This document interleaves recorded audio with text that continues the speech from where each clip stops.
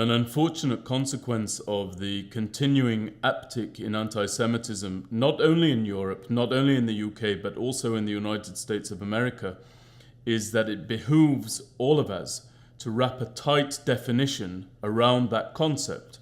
How do we define anti-Semitism? How do we express it succinctly?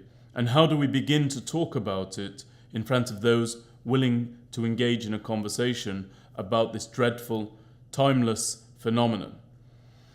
I've thought long and hard about a definition for anti-Semitism, and I define it in the following way. I say that anti-Semitism is the demand of the Jewish people that we accept upon ourselves a standard that no other people is so much as asked to consider. I want to repeat that. Anti-Semitism is making a demand of the Jewish people that we accept upon ourselves a standard that no other nation would be so much as asked to consider. Now, anti-Semitism can take many, many forms. It can be a deliberate sentiment, or it can come about as an unintended result. But in either case, we need to be able to define it, and I'm reminded of where Shakespeare said, "A rose by any other name, would it not smell so sweet?"